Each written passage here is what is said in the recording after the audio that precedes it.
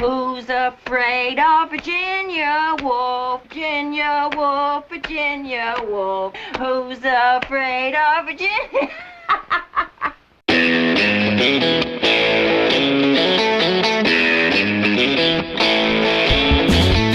Hello and welcome once again to the Cine-Files, where each week we enter the world of a great film, explore its themes, its history, the filmmaking, and the influence it has on us today. My name is Steve Morris. I'm a filmmaker and directing instructor in Los Angeles, California.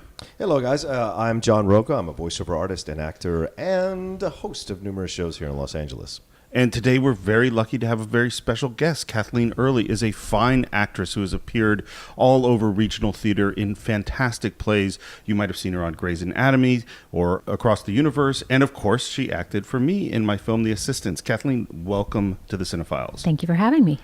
Can we stop for a second? Across the Universe? You mean the Julie Taymor film? Yeah. That I own on Blu-ray that's sitting down there? Yeah, small part. I absolutely love that film. Who were you in that film? The name of my character was SDR Girl. Uh-huh.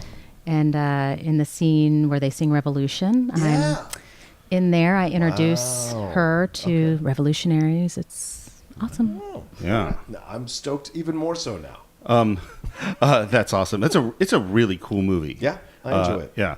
So when we started talking about having guests on the Cine-Files, one of the things we said was we didn't want to have people on to talk about their own work because we thought, well, you know, actors and filmmakers, that's what they always do when they're being interviewed is they talk about their own stuff. And in this case, I'm sort of not breaking the rules with Kathleen, but we're bending them a little bit because this week we're going to talk about, in honor of the great Edward Albee, who just passed away recently, we want to talk about Who's Afraid of Virginia Woolf, the fantastic film directed by Mike Nichols, starring Richard Burton, Elizabeth Taylor, Sandy Dennis, and George Segal.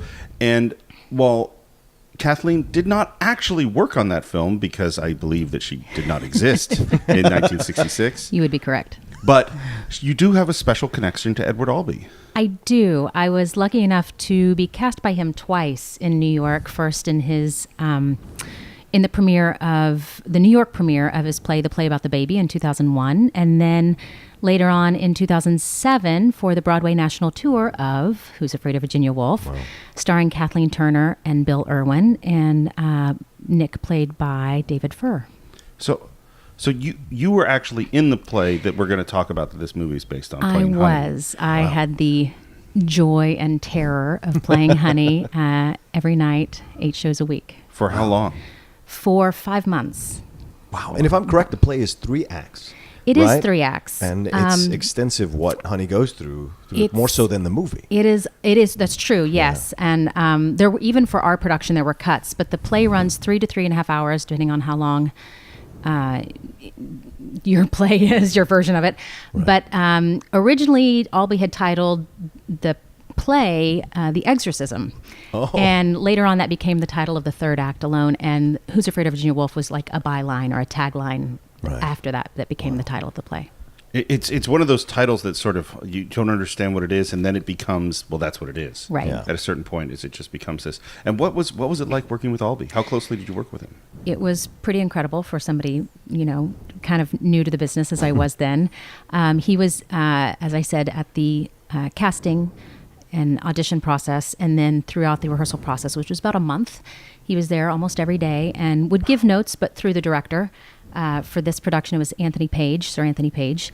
And he was, in our case, a man of few words, very select words.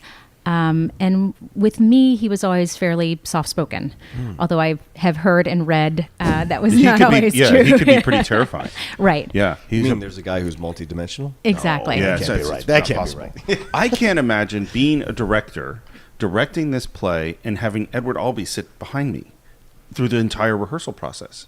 Let me take that back. He was there for the entire rehearsal process of The Play About the Baby. Because I joined a production that had pre-existed on Broadway and in London, the other 3 people in my cast were kind of there for my benefit in a way because they were rehearsing a play they'd already done. So he was not there for the entire rehearsal process, but he was there a lot. A lot. And did you know Albee's work? I mean, you're a theater performer. You must have. I did. I mean, I tried to. My first exposure was in college. I had friends in college who performed Zoo Story, Right. and it was shocking and startling and gruesome, and so I was enthralled.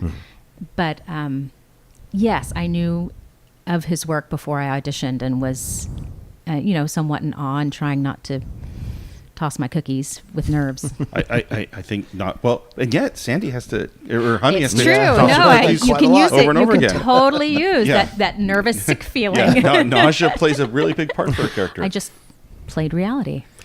John, how did you first come to it? Well, actually, I saw it, I think, maybe 10, 15 years ago, randomly on TCM, because I started to rediscover Elizabeth Taylor during my mid-30s, I think, just rediscovering her work. Giant was my portal into her, and then I started watching all these National Velvet, like all these films of hers, to discover why people were so obsessed with this woman who would become, in a way, at the end, kind of a caricature with her thing with diamonds and the stuff with Michael Jackson. You forget that there was a ferocious actress underneath this kind of almost untouchable, like what she seemed to radiate there at the end. So when I was watching, and of course Richard Burton, who I'd become a fan of, reading a book a real old book I'd found in a bookstore of detailing John Gielgud directing Richard Burton in Hamlet, which is it's like, I have it. It's dog-eared. The cover is ripped. The pages are yellow, but to say that I lost myself in a book is an understatement when I read that thing. And so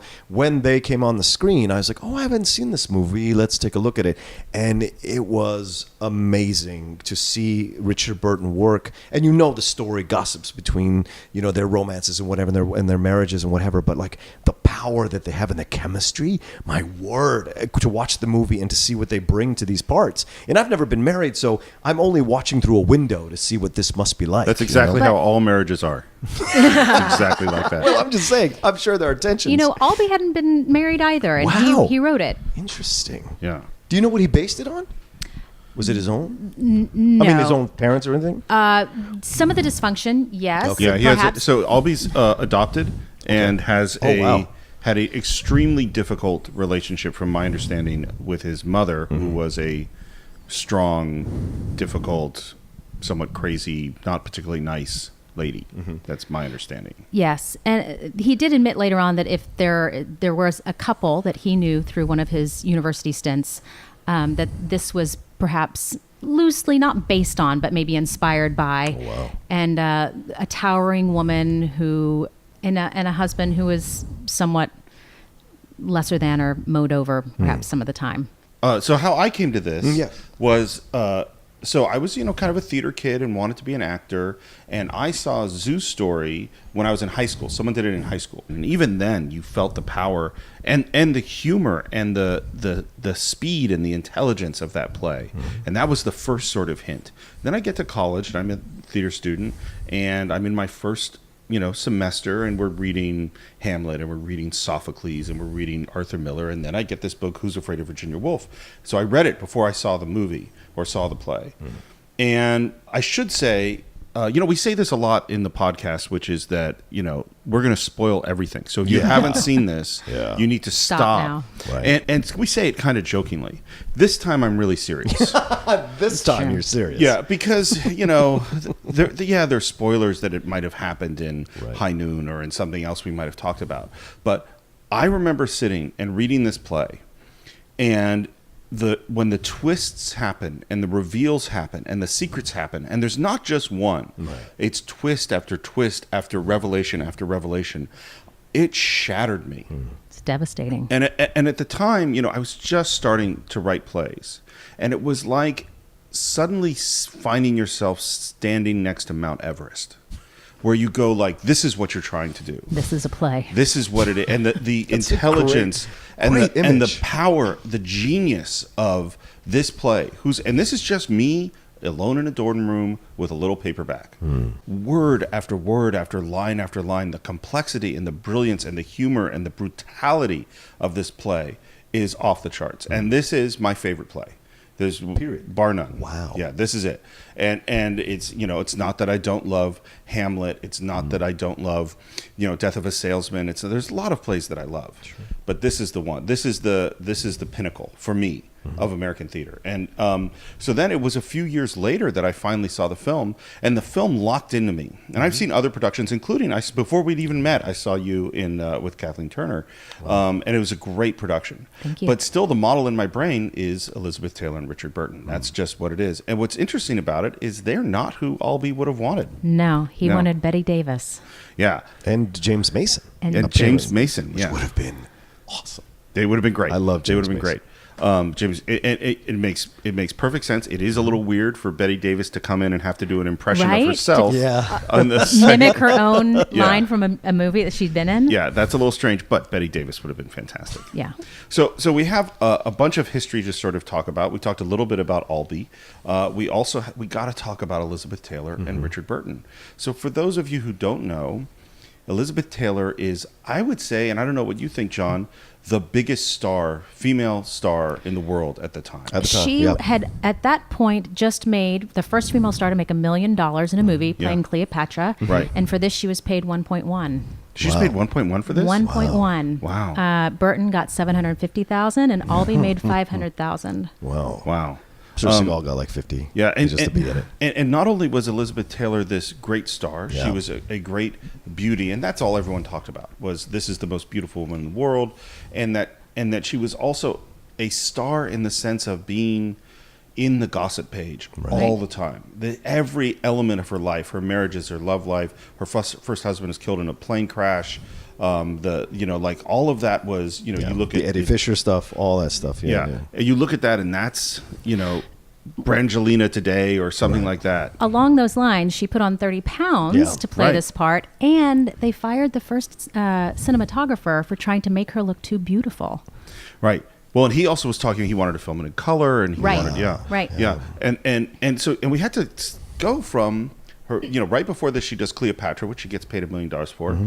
Not a movie that I like. No. Richard Burton's in it as well. Richard Burton is in it playing Julius Caesar, Yeah. and it's this huge, sweeping epic. I mean, it's ridiculous the amount of money. One of the most expensive flops ever made. Yeah. And then she's going to do this play, and this play had been a hit on Broadway in I think 1963. Originally, Uta Hagen played Yeah. Martha. Yeah. And I don't remember the other actors off the top of my head. George Grizzard George and Melinda Dillon played Honey.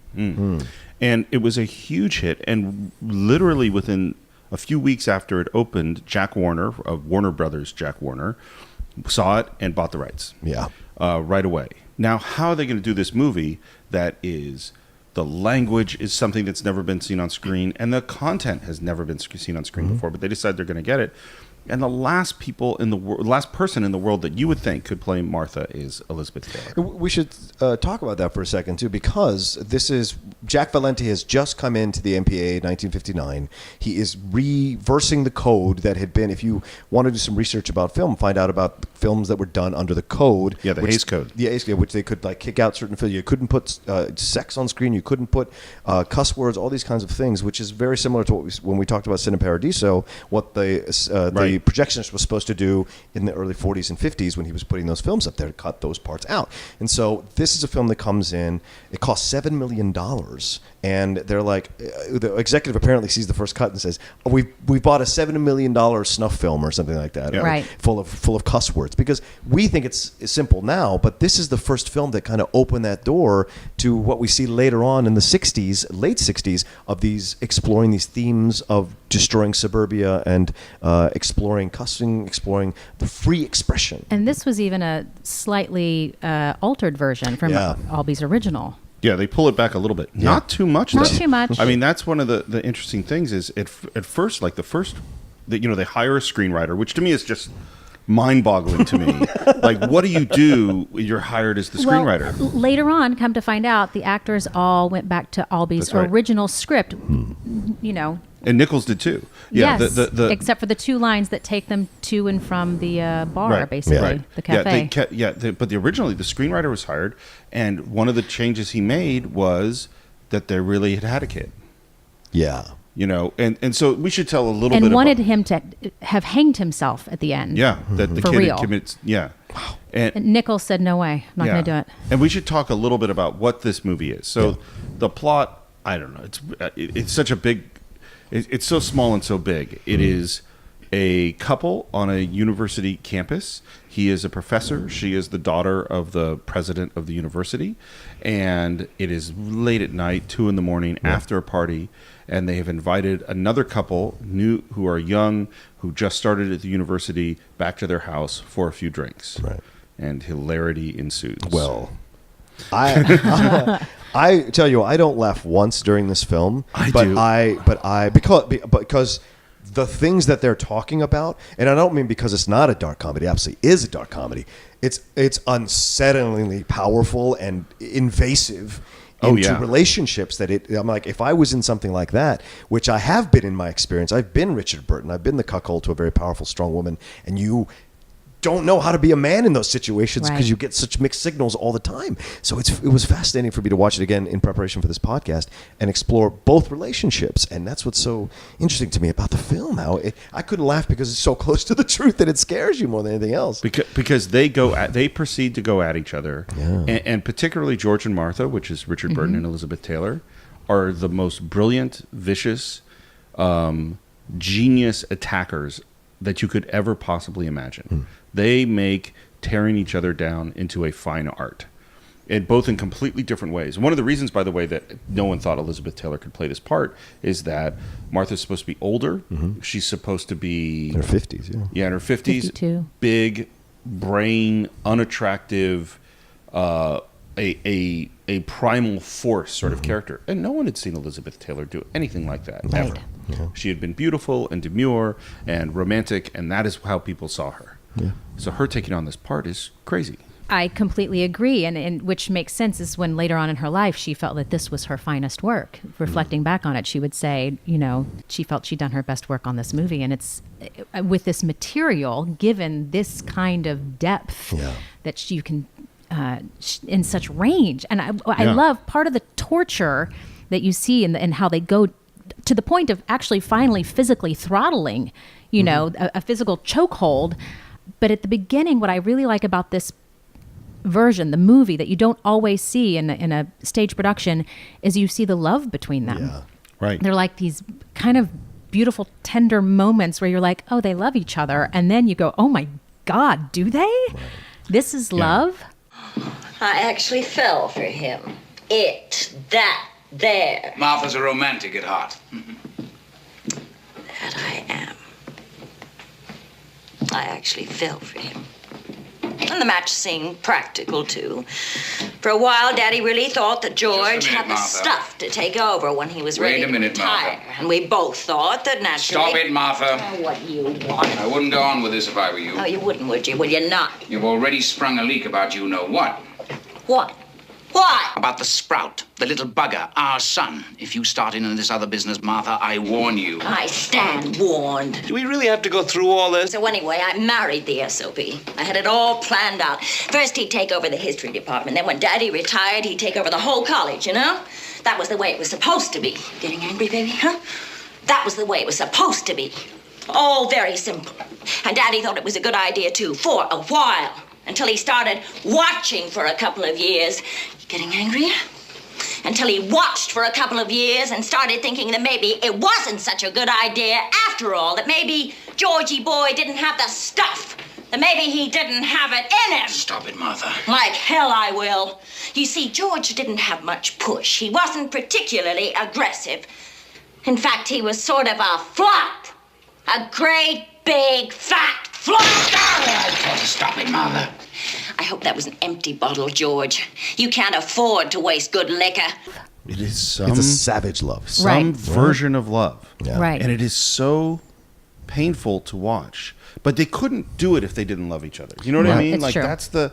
They're both complicit in what they're doing. They said, this is what we do. This is what we've agreed to. This is how we do it. It's interesting thinking about this as a play versus this as a movie because I think the movie allows it to be intimate in a way that the play doesn't. True. And which is a strength, because if you see this, I saw this in a fairly small theater. I saw it at Berkeley Rep, really good production, and that's a pretty small theater, and so that's intimate in its own way because you're right there with the actors. The spaces. Yeah, but the fact that you can have those close-ups and someone, because whenever an actor is on stage, they have to project to the back of the house. They have to fill that space. So even if they're speaking very softly, they're speaking softly in a technical way that can fill the space. Right. Whereas when Richard Burton is speaking softly, he's just talking to George Segal, and that's it.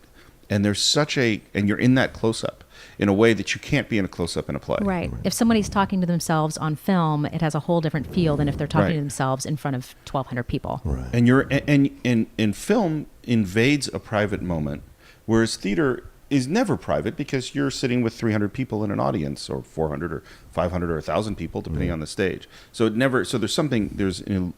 might be an illusion of a private moment, but it's not private in the way that film is private. Yeah. Let's talk a little bit about Mike Nichols before we go any further. Yeah. So this is Mike Nichols' first film.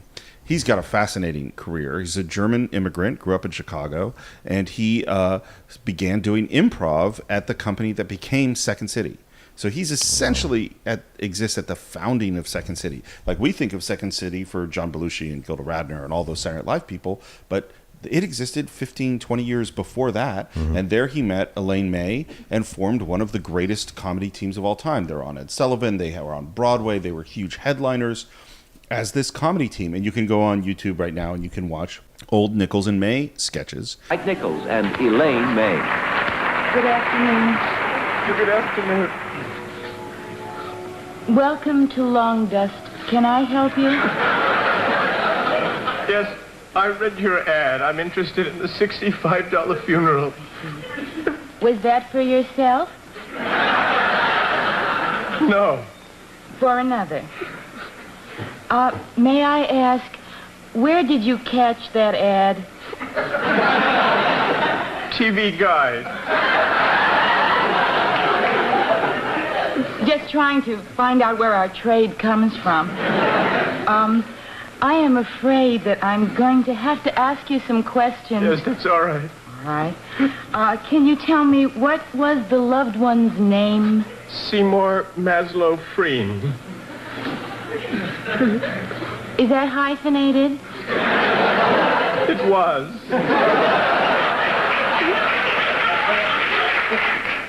And the loved one's address?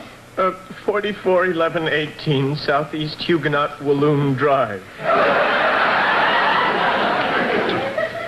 And may I ask what your name is? Charlie. Charlie. Charlie, I'm Miss Loomis, your grief lady. Hi. And he claims I'm not a performer. That's what he says. And it's like, I beg to differ. When you're that successful, you have a hit show on Broadway, you're on television all the time. I think you can say you're a performer, but he decides what he really likes is directing. He has this, and I've, had this same feeling of when I've been on stage and I'm like, am I acting now or am I just directing myself? And the first play he directs, as far as I know, is Barefoot in the Park, Neil Simon, starring a young Robert Redford.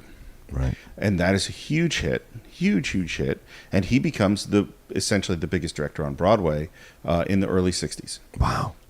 And he's doing a Nichols and May show on Broadway, and across the street is Richard Burton doing Camelot. And they would meet, because this is something that you don't know about actors, is some actors, if they're not on stage for a while, they'll go out of the theater, go around to the corner, particularly Richard Burton, and have a drink. And he and Nichols and May, or he and Mike Nichols started to talk, and they became buddies, and they became really good friends. They traveled together. They were in Rome together when Burton and Elizabeth Taylor are together, and they start going off to villas and hanging out. Wow. And so when this idea of doing Who's Afraid of Virginia Woolf comes along, there were other directors who were involved, and Elizabeth Taylor said, no, I want Mike Nichols. So this guy comes in, never directed a movie, and now he has to direct arguably, certainly the most important play of that decade, with the two of the biggest actors of that time, certainly Elizabeth Taylor, the biggest, whose life is the most publicized and gossiped about thing in the world, and he has to deal with material that has never been put on screen. Right. That's a big thing for a young director to do. Huge. And he handles it he handles Blom. it. Right. Yeah. Figures out how to, and if you watch the way the camera works, it is a really inventive, well-told story. Yeah. Agreed. Yeah. What do you think about the choice to shoot it in black and white? When I was watching it again, that was actually a question that we asked out loud. Why was it shot in black and white? And I liked it. I liked it a lot because it felt like, in some ways, it took away the distractions. Sometimes a color film can really lend itself to adding more to what's going on and giving another depth. But I felt like it stripped away the unnecessary things and really left almost like these skeletons standing there. I agree. And for me, the color is the characters. Everything else, The language. and the language. Yeah, colorful language. Everything else has to be muted so that can stand out. And I think, not to say, like, obviously, on the waterfront, numerous classics that are in black and white, but there's something about this particular film and this particular play or script that you cannot have any other distractions to understand the nuance of what's going on between these characters. All four of them, and then separately together as a couple, and then separately when they're not with their significant other, having those scenes as well. So to me, the color is in the language and in their performances. The dynamics of the relationships. I absolutely agree. One of the reasonings, by the way, that they chose black and white was they felt that they couldn't make Elizabeth Taylor look older in color. They just said you would just see how beautiful and how young she is. And her eyes. Yeah. Good God. Those violet eyes. Yeah. Does anyone else in the world have violet eyes? Violet eyes? I don't know. No. That's what color her eyes are. Yeah. I dated a girl a long time ago who had light blue irises. Really? The whites were light blue. I had no idea you could actually have I've that. never even heard of that before. Yeah, it was insane. But the interesting thing to me about black and white, in addition to not being able to see the color of Elizabeth Taylor's beautiful eyes, is so we had all black and white films until color is introduced in the late 30s. And then from the late 30s until the late 60s, there's this, we're going to make black and white films and we're going to make color films. And there's this certain point where by the early 70s, there are no black and white films. And now we get one every few years as the exception. And that's such a tragedy to me because black and white photography is beautiful photography. It's not like there are still great photographers who go out and create black and white photography. Sure. You don't look at Ansel Adams' photographs of Yosemite and go, man, So old-fashioned. these would be nice if they had color in them. Yeah. Come on. Yeah. They're perfect. Yeah. And so what you're doing is you're limiting. It's like saying we can't ever do hand-drawn animation anymore, which is something that's now happening. It's like, no, that's a beautiful art form. Yeah. It's not that computer animation is better. It's better at certain things. Right. It's not that color photography. And when it's done well, it doesn't feel limited. No. Yeah. At all. You don't look at this movie going, I wish I had some color. Right. No. It looks gorgeous. And Haskell, what's his name? Wexler. Haskell Wexler is the DP, fantastic cinematographer. There's something about it happening over the course of a night as Yeah. well. I feel like that you just really kind of go, it lends itself not to a dream state per se, but to like kind of an other, you're really in this kind of other place and other state, Yeah. Yeah. And that's Absolutely. kind of where they live so much of the time. It's not reality, but what happens when they're not in reality, what happens by the end of the... Well, that's the irony, isn't it? It seems black and white, but Right. there's all this gray. And Oh, I yeah. think that's the underlying possible reason for the black and white photography as well. Like there's this, it lets you believe that it's something else when it really is it's a color in terms of the advancing of what it's going to do to film versus what film came before. And I Right. feel like this film changes everything going Absolutely. forward, and in a way it harkens back but then it moves forward. Well, and as you said, like this is the moment that's the death of the Hays Code. Yeah. And it's right before the birth of the ratings that we have today. And this hits this middle point and they release it unrated with a warning that this is not for kids. Which is basically the premise for a rated R movie these days. Right. Yeah. And what's interesting to me is what they're freaking out about in terms of the ratings is goddamn and screw you and all these, Right. this kind of language, because there's a lot of Jesus and a lot of language that today we kind of see on television, wouldn't think was so bad. What they're not getting upset about, and because I saw a documentary, there's a small documentary on the Blu-ray about this, is the content. Yeah. Because it's like, and that's always fascinating to me, is like, wait, you're upset about hearing the word fuck, but you're not upset about watching someone murder this person. Right. It's like the content in this movie is what's disturbing. Right. And it is disturbing. I mean, it gets you in your heart in a way, because this is, laying bare the human condition over and over again. And the deeper you dig, the rougher it gets in this play. So let's talk about what this is. Yeah. So let's talk about what we're talking about in terms of the kid. At the beginning of the play, we have George and Martha alone, and they're having their scene, and the people are coming over, and George says to Martha, "Don't start in on the bit about the kid." And she goes, "No, of course not." And we kind of hear that a little bit, and then he warns her again, "No, seriously, don't bring that up." And then later on, this couple comes over, and Honey, Sandy Dennis's character, which we're going to have to talk about Sandy Dennis too, because that is a crazy performance. Yep. It's among the strangest and most fascinating performances I can think of. And I want to talk to you too about how you approach that part as well. But before we get to that, Sandy Dennis, or Honey, goes off with Martha, and when she comes back, she says, "Oh, I heard about your son." And it's really the first real close-up we have in the film. The camera goes in on George as he turns around and realizes that Martha has violated this agreement. Now, here's the thing that occurred to me, by the way, watching it this last time. He's pushing her so hard not to say anything about the kid. And then when he's with George Siegel, when he's with Nick, he says, Nick asks about children, and George says, "That's for me to know and you to find out." And I suddenly went for the first time, wait, did George want her to bring up the kid? Is he manipulating her into doing it? Right. Never occurred to me before. Yeah. Knowing her instincts to rebel. If you tell the kid, Yeah. "Here's a delicious cookie, you cannot have that cookie. Look I at this want that cookie. It's really cookie." good. Don't touch it." As soon as you turn around, that cookie's gone. Yeah, does it? And because it's not like George is not a brilliant manipulator. Right. Yeah. And so what we discover is that then the kid comes out, and they talk about the kid, and the kid is 16, and they talk about their love for the kid, and they talk about how they've each one of them accusing the other one of messing up the kid, and the kid's away, and the kid's birthday is tomorrow. And then as the betrayals go on, and Martha is brutal to George, just rips him to pieces over and over and over again. And George is going, "I'm going to come at you. It's going to come. You're not going to like it. You're not going to like it." And we see this battle rage between the two of them. And then we get to Martha and Nick. Right. Yeah. So Nick is the young professor. Martha is flirting with him fairly shamelessly. Right.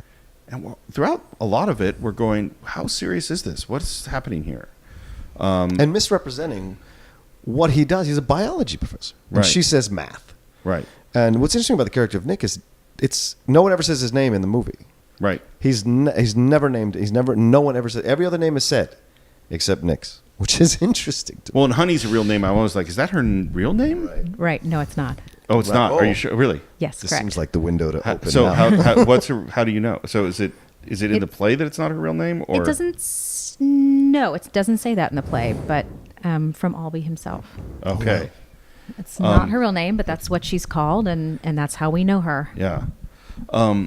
Is we get to this scene with George and Nick, and it is a beautiful scene. It's at this swing, and they've been through a lot. And Nick starts talking jokingly about his plans to take over the school.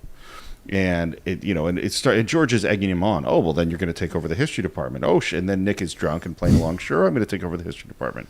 And then they talk about what the strategy is for taking over the history department. And at some point, Nick says something about plowing a few pertinent wives. Now that's it. I mean, you can shove aside all the older men you can find, but until you start plowing pertinent wives, you're really not working. That's the way to power. Plow them all. Which, by the way, plowing a few pertinent wives is an example of how fucking good Albee's writing. Like, every sentence is just a sentence. You're like, how did you come up with a line that good? And then it becomes, well, if you're going to plow pertinent wives, then obviously Martha. And Nick is jokingly... They don't get any more pertinent. The way to a man's heart, the wide, inviting avenue to his job is through his wife, and don't you forget it. And I'll bet you your wife's got the widest, most inviting avenue on the whole damn campus. I mean, her father being president and all. You bet your historical inevitability. Yes, sirree. I just better get her off into the bushes right away. Why, you'd certainly better. And there's this moment where you go from, are we talking about this? Or are you talking about this? You know, I almost think you're serious. Oh, baby, you almost think you're serious, and it scares the hell out of you.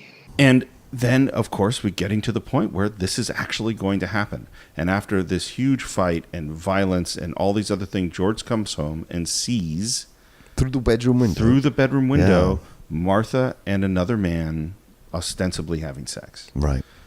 Now, whether or not they did or did not have sex, we don't actually get to really know. Well, we hear Martha make fun of his prowess. Yes. Right. But we also, what's also great about that scene in that moment too, Steve, is we had thought that Honey had made her pregnancy up through George's eyes or through Nick's eyes, but in her drunken babbling, it makes it feel as if she actually was pregnant, and Nick is lying about the hysterical pregnancy to make himself be the victim so that he can plow other lives. Wait. He's laying this groundwork. So I want to ask Kathleen. Yes. So to be clear, Does that Nick change? That's reveals- not in the play. That's in the movie only, right?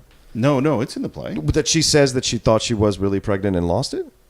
Yes. Wow. But Okay. it depends on, the play gets cut. Mm-hmm. And so, because it's a very long play and there's certain things that are cut, and oftentimes a lot of Honey stuff is cut because it feels extraneous to some of the other. Let me explain what we're talking about. In the scene with Nick and George, Nick is telling the story about his marriage and that he married Honey because she got puffed up. And then she went down. That she had was called an hysterical pregnancy. She was up. She was up and then she was down. Yeah. And you married her while she was up. Yeah. And so and then we have this drunken scene with Honey where she's talking about it. Mm-hmm. And I have my impression of what she's saying. What do you think Honey is saying? Oh, do I have to give it away? Oh. I love for there to be mystery. I think she's terrified of being pregnant. I don't think she wants to be pregnant, me personally. And do you think she was pregnant? If you could remember before Albee told you the story or the truth, what did you think? Did Albee tell you the truth? The reason she's not telling us is because someone told her the truth. Yes and no. Yes and no. A lot of times. Yeah. Here's the thing. Albee We should will have filmed not. this one. Albee doesn't If this was a always. video and you had seen the conflict on Kathleen's face. I feel like in some ways I feel like I have to respect and honor Albee's intention, which is course. always to not necessarily say what the truth is, because Sure. it is there for you to interpret, and then the mystery is gone. Yeah. Me personally, I thought she was pregnant. Okay. I was not always convinced that the going down was accidental. So you thought she had an abortion?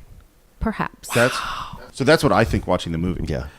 And that's not saying what the Albee's intention is. No, that's exactly. what I get from watching the scene. And in particular, Burton's reaction. Yeah. Because when Burton hears her saying, he knows, because he's a collector of everyone's secrets Right. in the film. And he has this reaction of, oh, now, You. before I knew things from your husband, now I know something about you that your husband doesn't know. Right. Which is that you did get pregnant. Husband thinks it's hysterical pregnancy, fake pregnancy, then it goes down. But in fact, it was real pregnancy, Yes. and you chose not to have the baby. Exactly. It's fine. I want to just go back to something you said of whether or not you find this play funny or you find the movie funny. Yeah. And I'm not saying you're wrong because It's subjective. it is very subjective. Yeah.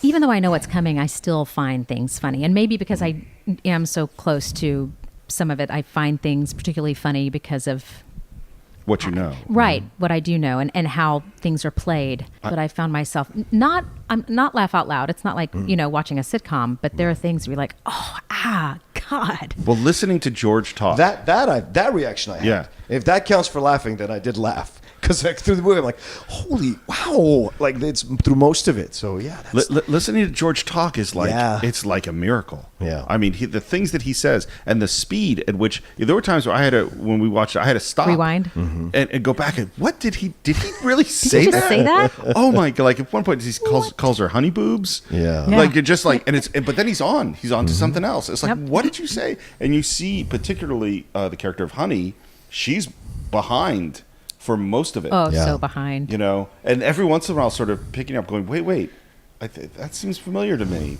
His mouse, she tooted Brandy immodestly and spent half her time in the upchuck. I know these people. Do you? Oh. But she was a money baggage, amongst other things. Godly money ripped from the golden teeth of the unfaithful, and she was put up with. She was put up with. George. Stop her. Please Beg, don't. baby. George! Oh, and now we get a flashback to how they got married. No! Yes! Why? How they got married? Well, how they got married was this. The mouse got all puffed up one day, and she went over to Blondie's house, and she stuck out her puff, and she said, "Look at me." I don't like this. Stop it. Look at me. I'm all puffed up. Oh, my goodness, said Blondie. And so they were married. And so they were married. And then? And then? What? And then what? And then the puff went away again like magic.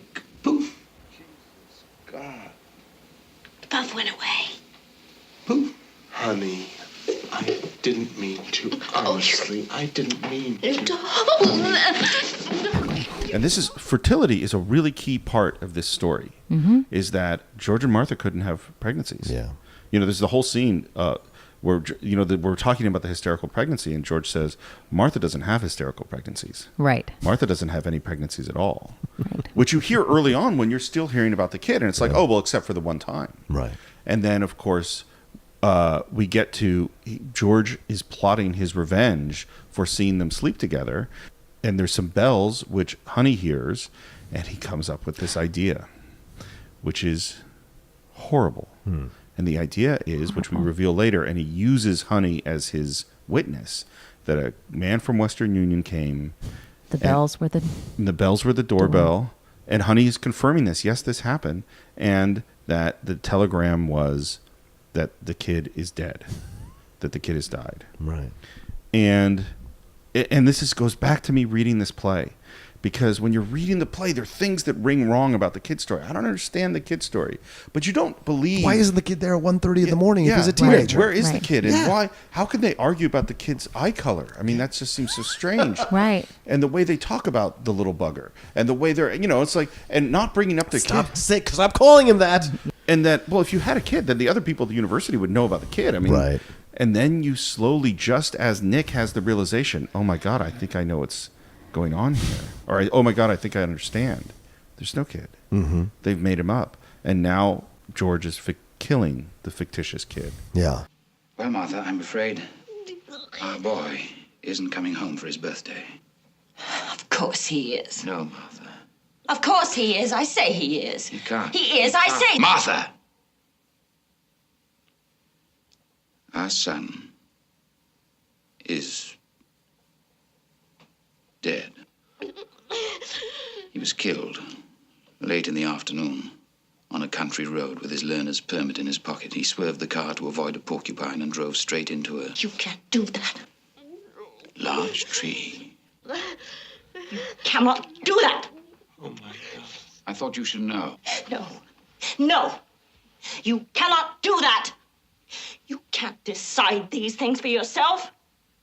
I will not let you do that. You have to leave around noon, I suppose. I will not let you decide these things. Because there are matters of identification, naturally, and arrangements to be made. You can't do this. I won't let you do this. Get your hand off me. I haven't done anything. Now, you listen to me. Our son is dead. Can you get that Take clear head? the garbage. Well, listen to me carefully. We got a telegram. There was a car accident, and he's dead. Poof. Just like that. Now, how do you like it? No! Because the game has to end. In his mind. Yes, and I think no, the also, game has to go on. No, by killing the kid, he ends the game. The only way they can, Sure. way they can maintain is to give up the illusion, give up the fantasy of that child. Yeah, and this is what I think coming to it, having not seen it 300 or 3,000 times or whatever, like watching it for the third or fourth time when I watched it here, I thought to myself, they are using this young couple to play their last game to finally put away this child so that they can go into what is the beginning of the twilight of their relationship and their ages to explore the next part of their marriage. That's what I think. They use them and they spit them out. And because they are that ferocious of intellectuals and emotional, emotional psychopaths or sociopaths, that they are able to use this young couple's marriage. And I think when they're leaving, that Nick and Honey become them in the future. That's what I think. The reason Nick and Honey don't is because they're not at that level. They're not that. Not yet. Honey can't. Honey's not going to. I can't imagine Martha and George were at that level at that age of Nick and Honey either. That comes through time. Right. Yeah, but you got to have some genius. You know what I mean? Like, I don't know, a young girl who's the daughter of the university president. She managed to pull one over on Nick in some way, shape, or form. Yeah. Honey, that's true. Honey, that's true. When a woman ages, when she comes into her power, it is something to see from the 20-year-old bright-eyed girl to become Here's the the other 30-year-old thing. woman. You don't really think about it. Yeah. She does, shockingly, you don't expect it from her, but she has this crazy thing where she's fed by the violence. Oh yeah. Oh my God. Yeah. She starts getting off, and you're like, what is this? And she's like, Yeah. Now, is that something that's really in the movie, or was that something that happens? Oh, that's something in the play as well. Wow. She's a thrilled crazy by character. it. Thrilled. Yeah. Well, and so Honey is this somewhat disconnected, not getting everything that's going on, getting drunker because and drunker. She's so drunk. Yeah. Mm-hmm. Because, by the way, to be clear, the level of drinking in this film and in the play, but particularly watching the film, is insane. I'd be dead of alcohol poisoning. Oh, yeah. Yeah. I mean, I'm drunk off one drink. I'm buzzed off one drink. I'd be dead. But it's interesting, the way they show up, Nick and Honey, she's like, she does not want to be there. You can tell that he has dragged her and she's going along. I'm sure they've already been drinking. Yes, They've been at a faculty sure, party already. Yeah. A party that has already ended. Yeah. They've, survived one whole evening of... Well, this is what's so crazy about the film. Can you imagine going to a couple's house you don't know at 2 a.m., right? For another nightcap. Well, that's the thing, and I think she's being the dutiful wife. Exactly. He's just moved here. He has to establish relationships. He has to network. He's a young, which is, and this is at that time. This is how it was at the time. Right, keeping up appearances, all of that. So you can, like, even her body language when she's walking through the door is like, oh God, I have to do this. She does not like, hey, there's a difference. Well, but she is also she is also inhabiting the role of the dutiful wife. Yes. She sings her husband's praises. She keeps thinking that this is going to be normal society, right? And that this is how she knows how to function. This is how we're supposed to behave. Yeah, exactly. Let's talk about Sandy Dennis. So I want to ask you first: is that really weird to watch someone inhabit a role that you did for 5 months, 8 days, 8 shows a week? Yes and no. I mean, because I knew, in some way, it's actually really wonderful because the production that we did is not on film, and we don't have a way to revisit the experience. This is my only peephole into a living, breathing version of it now. Had you seen the movie before you did the play?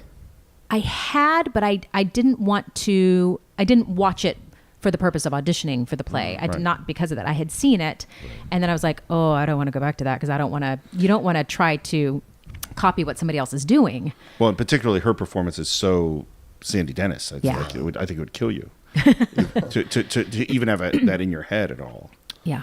I remember discovering her on The Out-of-Towners. Right? Yeah. I remember watching that in a hotel room in New York with my parents when we were visiting when I was good time and place to watch it. Yeah, I guess I was 19, 20 years old, and they had gone out to dinner, right? So I was in charge of my brother and sister, and I sat and watched that film, and I'd never heard of that film, and I laughed all through that film and her and Alan Arkin and the stuff that they get into and her innocence, a crazy movie, her bright-eyed innocence compared to his like stupid at times the judgment of the world, and all this kind of stuff. And those actresses, they're from the school of Shelley. Like you put them in the Shelley Duvall box. Like those, it's so difficult to find actresses who can walk that line because they have to be intelligent. Like Georgia Engel is like that. She's fantastic in playing all through the 70s and 80s those kinds of parts. Right. And so Sandy Dennis has this, you want to take care of her, but you're afraid to take care of her at the same time. Right. So it's fantastic. Well, because you have the sensation of watching her. When you're watching Richard Burton, you're like, I'm watching a great performance. Yes. This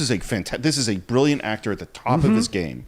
When you're watching Sandy Dennis, you're just watching this thing, this creature who's just, that is who she is. There's now I've never met Sandy Dennis. Right. I mean, she might be completely different, but the feeling is that's her. Yeah. This weird, odd, filled with complicated emotions, who's struggling to speak at all time and trying to keep up and having, like in this other world throughout the whole play. It is bizarre. Yeah. Even when she's laughing when she's drunk. Right. Yeah. Right? You're Love like, it. oh, okay. It's like almost overboard, and you're like, oh, there's a desire to break out of these walls that she has found herself in because Right. society told her she needed to marry this guy. Right. And so I think that the idea of the abortion is she has this streak in her to Oh, push she back. has something in there that she is conflicted over. Oh, Yeah. Well, yeah. But everybody does. And so that's like her secret that Well, and she, one of the things that's really interesting watching her, she's almost always smiling throughout the film, even when things are horrible. And when she's saying, "Please, I don't want to be here. I don't want to hear this. I don't want to." Yeah. But she's still smiling, and I think we're always trying to get along in society. We always want to be liked. Even it's very. I had this realization when my dad was quite ill, and I'd ask my dad, "How you doing?" And my father was dying at the time, and he would say, "Okay." Yeah. And I'd ask my mom, "How you doing?" And she would say, "Okay." And I realized we almost always say, "Okay." It's very hard to say, "I'm not good." Right. We don't want to admit that we're going through something. And so, Well, I think by saying something other than that, then you open the door for breaking down and falling Yeah, apart. So exactly. often people say, I'm okay, so as not to crack the door open. Right. Right. Don't pry because 'Cause- you're going to open up. Yeah. Right. and you watch Sandy Dennis throughout this, she's always smiling. She's always trying to make this She's- okay in Yep. terms of society, in terms of the rules that she grew up with, when nothing she has seen is okay. I don't know if you know that during production, she was pregnant and she had a miscarriage on set. Oh, wow. Oh my God. Oh, wow. No, I did not know. Isn't that crazy to Holy think about? shit. Yeah. Right. I don't know at which point, Yeah. what had been filmed and what hadn't, but in terms of informing so much of what happens, like of all times and places and all circumstances. Wow. Yeah, wow. Well, and, we have to say, like, Richard Burton and Elizabeth Taylor have a famously difficult marriage. They're married more than once, which is always a weird thing. It's like you get married and then you go through the pain of divorce and then marry the same person again and then divorce them again. Right. That's a lot. And he was engaged to somebody else in between then. Right. And he is a major alcoholic. Yes. Burton. So, and there are rumors that he was too drunk to work several days during the shooting of this. I'm not sure if that's true, so I don't want to, Well, I think that's also what adds to, Elizabeth Taylor has to put on 30 pounds. She has to go and try to portray frumpy. She does her best. She's a beautiful woman. Burton, because of the drinking, that ages you. That puts lines on your face. It gives a natural energy of an older person. Right. You know what I'm saying? That especially Changes your physicality. Exactly. Right. And your physicality. Yep. All of it you bring to the party. Yeah, exactly. Yeah. And how much of that is fueling what you're saying, fueling what you're doing, and plus exploring something like this, considering the volatility of their own marriage, couple marriages, and relationship. Period. Must have been something for both. I mean, we just had Brad Pitt and Angelina Jolie divorce after they'd done that City by the Sea movie, which was exploring a loveless marriage and the destruction that they do to each other in that film. It's not a good film, but they destroy each other in that film. I think it's always dangerous to do that with another partner. Why would you do that with someone? Why would you do that? Why even Yeah, but this go through is the motions? But this is the life of an artist, and this is what Albee would say. Albee would say, "Well, that's why we're here." The art is important. Well, I don't know. I'm not going I to will speak keep to what my he would marriage say. intact. No, I guess it's like for the artists involved. Yes, I see why we do that as our life's work in order to hold a mirror up. But if you are truly invested with the person you are playing that part with, you are risking a lot by, stepping out and playing and saying and doing things which somehow, like, God, then the reality and the fiction really do start to Blur. Well, and it makes you wonder, you want to ask the question, like, well, what's more important, the art or the life? And people answer that question differently. Yeah. And I would love to be able to ask Elizabeth Taylor and Richard Burton that question. Would you rather have this great film or had your marriage work? I would rather have my I don't know that they're marriage mutually work. exclusive. I mean, is it possible for people to have done that? And then I think ultimately, perhaps it's not the film, but it's actually the fact that they weren't. Sure, of course. I'm not saying the film broke them up in any way. Yeah. Certainly, they had to go through some stuff. I want to talk about Bergen. So, Bergen is a name for bourbon, and it is the monologue that George gives. And Richard Burton's performance in this monologue is stunning.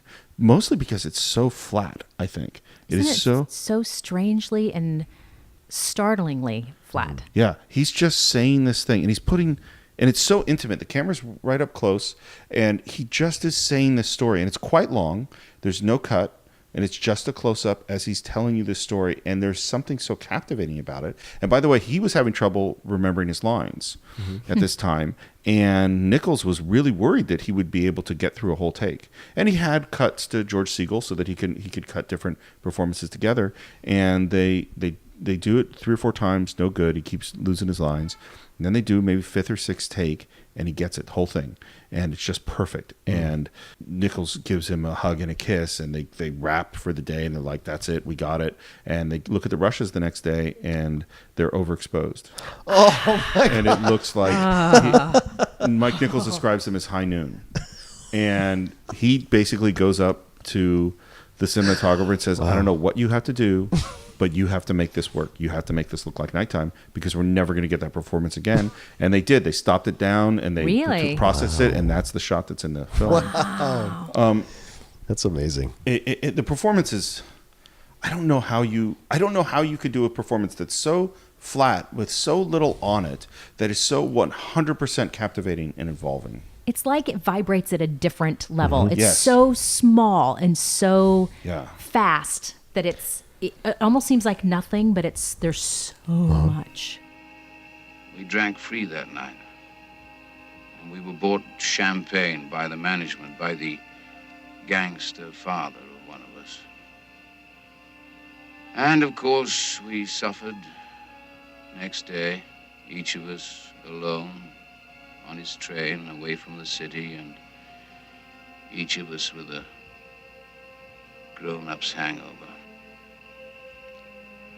But it was the grandest day of my youth. Yeah, you're just 100% in it. To me, there's a reason superstars are superstars, especially as actors.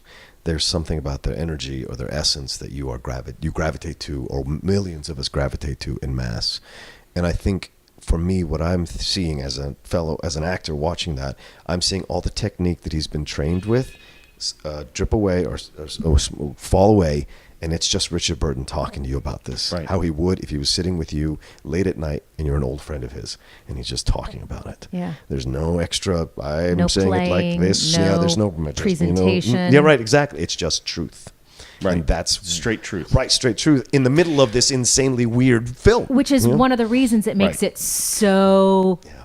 you wonder, is this his truth, or is he telling you the story? What's the truth of the story? Because he tells this story, and this is, I'm so glad you said that. That's exactly what I wanted to bring up. He tells this story as, this is something that happened to me, and I watched my friend do this thing. Yeah.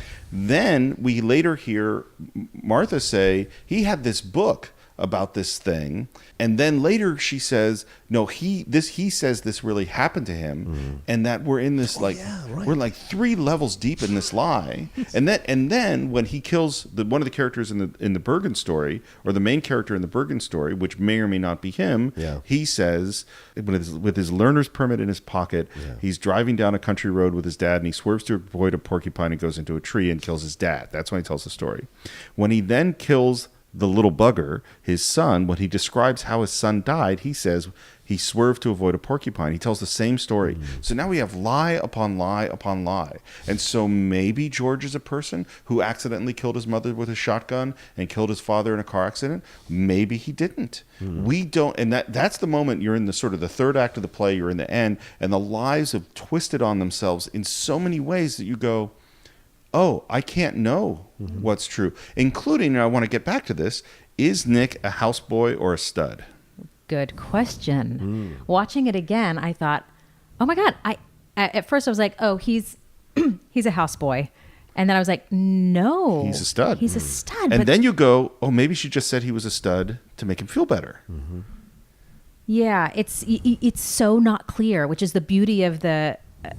It's such a complicated... So this is, to be clear, what we're talking about is Nick has been up in the bedroom with Martha. George comes in with posies for a nice... Snapdragons. Which is such a cute scene. And then Martha's been talking about Nick's prowess in bed and calling him a houseboy, and now George is trying to get to the bottom of it. Are you a houseboy? If so, you got to make us drinks, or are you a stud? And this is this really weird scene where here's the man you've cuckolded. You have been up, we know, with his wife, and you are trying to convince him that you were able to get it, to finish, to do your job. That's a weird scene. Yeah. And he, the husband, George, is pushing him to say a thing that will hurt him. Right. Yeah. That is, and then Martha may or may not be lying about what he did or was not able to do. It's like, what is her ultimate goal? Is it to hurt him? Is it to hurt George? In which case, then you say he's a stud. He's not a houseboy. Yeah. Right. Or is it, how often does, is the goal, I love you, I'll spare you? It's not really here. No. I love you, I'll show you how far I can go with this. Yeah. Right. It's the other way around. These are the moments that I find unsettling, and this is what I talk about in why it's not always a movie that I laugh at, because it's just so unsettling, the idea that he's so casual about the fact that his wife just had sex in their own bedroom in his house, like right in front of him. Well, he's not This casual. is and I say this dangerously. This is this is a white movie. This does not happen in the Latino culture. Let me tell you that right now. We do not suffer a man sleeping with our wife in the bedroom, no matter how much we've been drinking. It doesn't happen. And that's what's so fascinating to watch about this. This is not my upbringing. This is not my culture. Yeah. But I watch it in a fascinating psychological way to know, because I've met people like that in that film. I've been at the university, met people in power who talk a certain way, or been in relationships like this, been the young guy, all that kind of stuff. And so to me, that's what's so amazing about them. And Albee's writing, it is so psychologically invasive that for the 60s, and we were just like, what? Because the movement is just starting about exploring psychology and going to see a psychiatrist and all those kinds of things, because we're exploring relationships. We're destroying the myths of suburbia, and that's what you see over and over again in this movie. Well, it's funny because I'm not, in no way am I saying that this is what I grew up with at all. Of course. But what I do understand is I grew up in a house where my dad loved games, played a lot of games, and you always played games to win. It was very competitive in my house. I was never allowed to win in anything until I finally earned it. Candyland, it didn't matter. I would get, there was no letting the kid win. And so how you play the game was really important in my upbringing. And what they're doing throughout this movie is playing games. And the part of the game is you don't cry uncle. The game is how much can you take? And so if George, and we see how hurt he is, he's crying on the stoop of his house. But if he shows that, if he exposes that weakness to Martha, he not only loses the game, he loses her. Yeah. Their relationship is built on torturing each other. So he must come in and do what he has to do. Now, is it insane? Yes. And it's this unbelievably complicated level of lies and self-torture and deception. And the interesting thing too about the houseboy thing is that Martha, after saying no, you're a stud, and George is obviously upset, says truth and lies. Isn't that what she says? Yeah.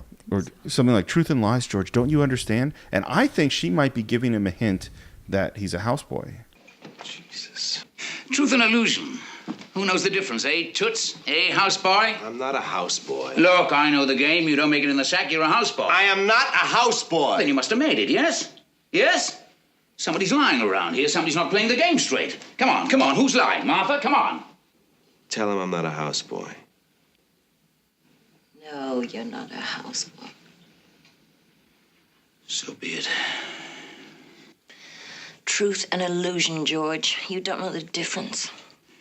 No, but we must carry on as though we did. Right. I feel like in that moment I got the same thing. Yeah. But she has to say he's a stud because that's the game. She's playing to win. Yeah. Right. And so she's trying to give a hint to make it less painful for George, but George can't hear it because she just said he's a stud. Mm-hmm. I mean, it's so convoluted and twisted and painful. Albee said the only thing he didn't necessarily like in the end was overhead shots, I think is what it was. Oh, interesting. Wow. That and the music. I know that in the very final shot, Albee saw the final shot, this final moment between George and Martha, and there was no music in the early cut, and he went, oh, it's perfect. Because what Albee doesn't want you to walk away feeling good. No, right. Yeah, he wants you to walk away feeling conflicted and upset, and he feels that if you walk away pissed off at him, he's cool. done something right. Yeah, he's good. And so the ending of the movie with no music felt stark and difficult and troubled. And it leaves you with space and a mind frame to kind of work through what you've just been through. But then when he saw the final version and there's music over it, which is somewhat sweet and melancholy and tender, that he hated it. I believe that.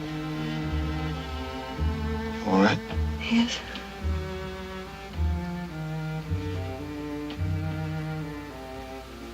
No.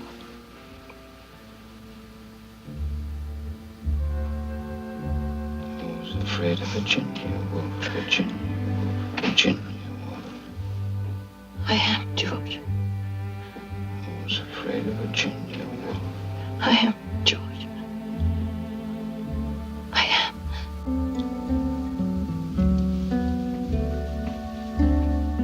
What do you think? Do you like the music at the end? I don't mind it because of how they constructed the film itself. It's not the play. The film is not the play, right? They've already made so many cuts, so many changes. Adding the roadhouse scene, the scene outside, where she's in the back of the car, and all that kind of stuff that happens. So it's not necessarily the play. So when she says, "I am George, I am," in the music, it's to me, it adds to the unsettlingly comic connection that they have, or tragic comic connection that they have as a couple. It just adds this weird kind of element to it. What do you think? I'm sitting here thinking about it. What would it be if they're, as a film, with that last moment, and she says that, and then nothing and silence? I mean, we don't come across that very often in terms of film. We are usually steered toward or guided toward that which, somebody wants us, right, what we're supposed to feel. And so I love that idea that Albee wanted to leave you without that, without a crutch, without a steering wheel or a compass. Just figure it out for yourself. But it's not often that we see that.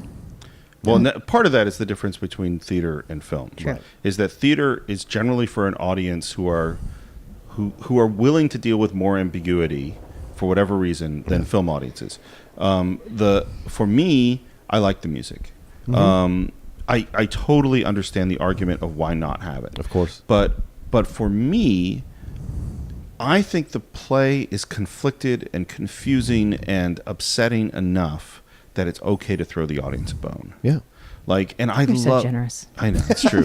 But I think... Because it's a movie-going audience is not a theater-going audience, right? No. A movie-going audience, entertain me, tell me what to feel. I paid $10. I want to walk out of the film feeling somewhat excited or somewhat okay with the world. Right. And it's so fantastic because everything that was happening around this time, all this stuff that was going on in the world, people thought this could be an escape or whatever. It's Richard Burton, it's Elizabeth Taylor, right? But it's not that at all. And people are getting ripped to pieces internally from what they're watching, because I imagine a lot of them see shades of their own marriages in what they're watching on screen. The spoken about relationships in suburbia, right? This between intellectuals.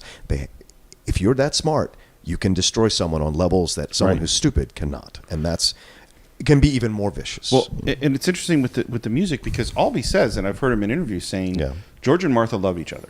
That's very clear. He says that.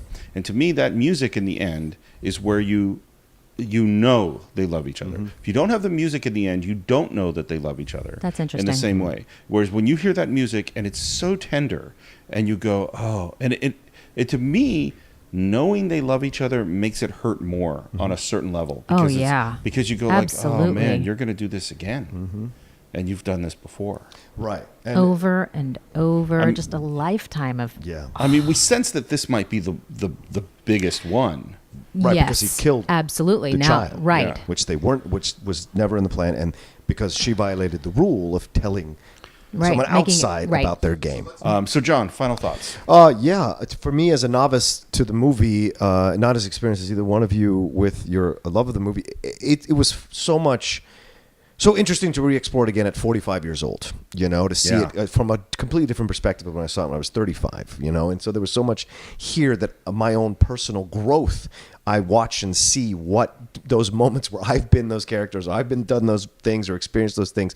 That's what's so great about the movie. It's timeless in that way.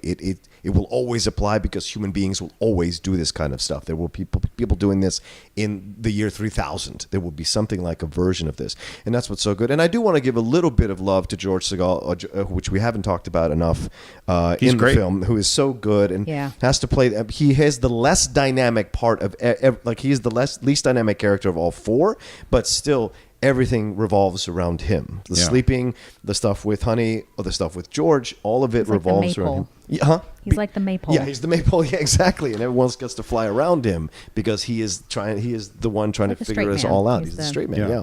And that's what's so fun about it. And he's probably the most like us as the audience. Yes. He's the one who's sort of seemingly normal, thinking he knows what's going on and completely doesn't. But he does catch on eventually to things as we go along, and to where it leads. And I think the ending is fantastic for both couples.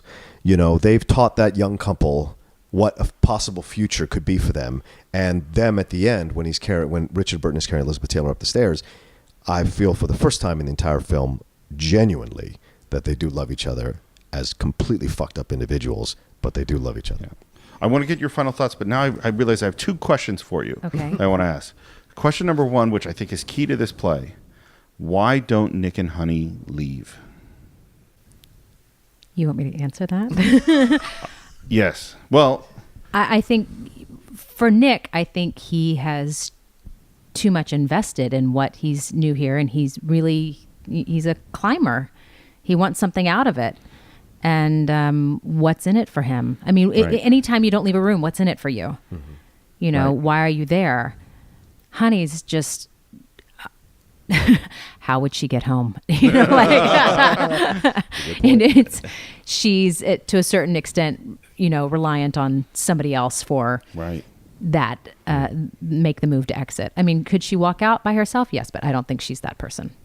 Yeah, and I think what Albee does. He takes it right to the edge so many times, is that there's a certain societal thing about how we're all supposed to behave. Right. And what he continues to do is right when he pushes it to this is now horrible, he does something to make them stay. Right.